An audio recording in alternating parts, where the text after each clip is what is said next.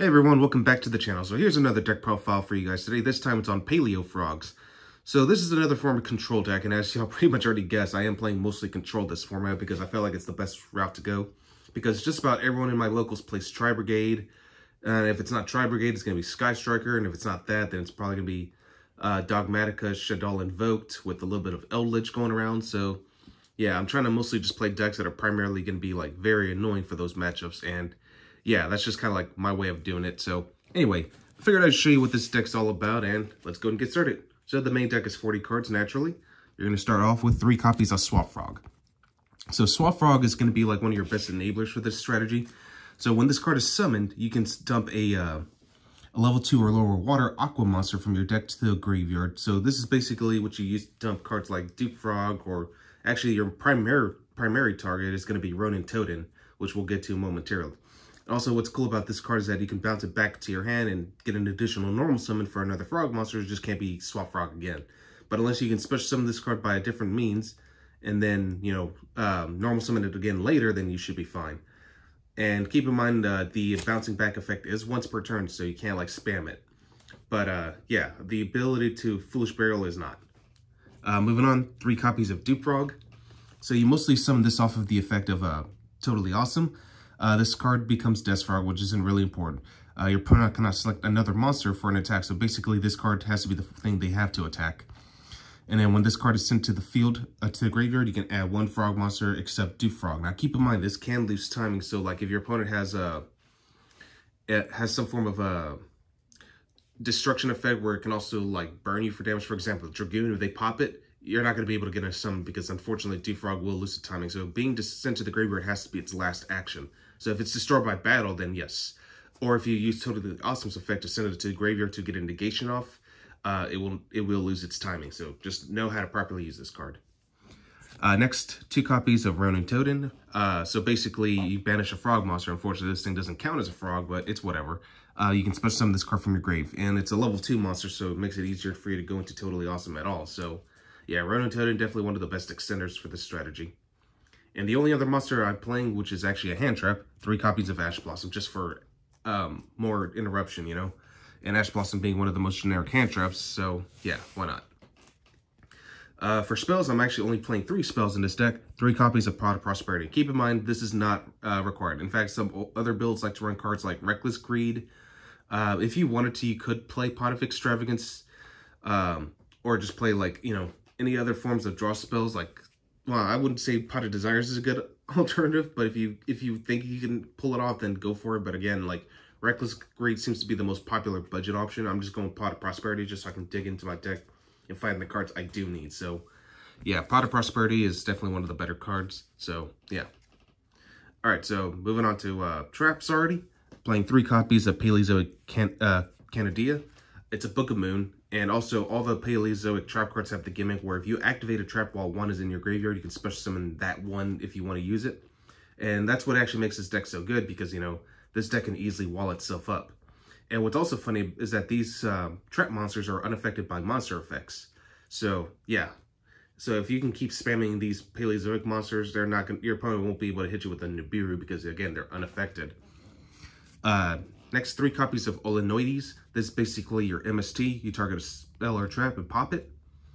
And also, what's also really cool about the Paleos is that they're not once per turns at all. So you can actually, like, use multiple copies in 1 turn if you need to. Next, 3 Dinomischus. So you target 1 card as cost, discard a card, and then you can banish it. So pretty good way just to, you know, get free removal. A lot of people don't run it, but I'm running it just because it helps thin the deck out. I'm actually running 2 copies of Paleozoic Morella. So yeah, it's a Foolish Burial goods for Paleo monsters. It's just a good way to, you know, fuel up your graveyard because that's basically where this deck also shines, that it's going to be the graveyard. This deck's probably worst matchup's going to be like any form of deck that runs Necro Valley, so just bear that in mind. But again, if you prepare with cards like Paleozoic Olenoides and Dinomischus, it shouldn't be too big of a hassle. Next, 3 copies of Impermanence, you know, one of the most impactful hand traps this format too. So yeah, Imperm is really good. 3 Solemn Judgment, you know, like Lightning Storm and all that stuff. You got to be prepared for those. 2 Solemn Strike. And 2 Lost Wind, which is actually really good this format. So yeah, Lost Wind's pretty good. I finally got my hands on a couple of copies of Ice Dragon's Prison. Oops, my card's there. So Ice Dragon's Prison is probably going to be like one of the best ways to out cards like Dragoon or any card that can't really be targeted. So it's just like non-targeting removal, and it banishes too, so that's pretty nice.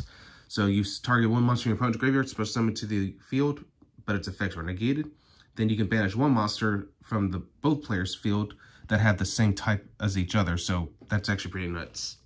Next, 2 copies of Trap Trick, just because, you know, it gets you access to any of these normal traps a lot more effectively. I was thinking of running a third and cutting a copy of Morella, or just cut both, but I'm still kind of debating on it.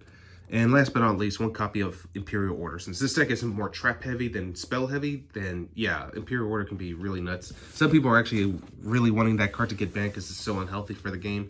And I agree, it is a pretty unhealthy card, but you know, I'm not sure if Konami is really going to do it or not, but we'll find out. Moving on to the extra deck, 3 copies of Totally Awesome. This did get a reprint in Maximum Gold, so it's a lot easier to get a playset of this. Playing 1 copy of Paleozoic Anomalocaris. So like the trap cards, these are unaffected by monster effects. And what's really cool about this card is that you can excavate the top card of your deck, and if it's a trap card, add it to your hand, otherwise send it to the grave. Once per turn during either player's turn, if this card has a trap card as Xyz material, you can detach 1 Xyz material from it, target 1 card on the field, and destroy it. So it's another good form of removal. 1 Opobinia. So again, unaffected by monster effects. You can activate Paleozoic trap cards from your hand, so that's actually pretty good. So basically, every Paleozoic trap card becomes a hand trap as long as Opobinia is out. And if this card has a trap card as Xyz material, you can detach 1 Xyz material, add 1 Paleozoic trap card from your deck to your hand. So you don't even have to set it. So it's a good way to, like, if you're afraid of like cards like Lightning Storm, you can just simply keep the cards in hand and then just activate them directly from the hand. Again, so long as Opobinia is out.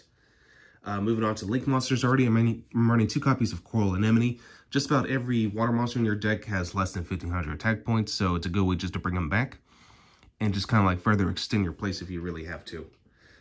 Actually trying out the new Paleozoic Cambraraster. So I think it's an okay card.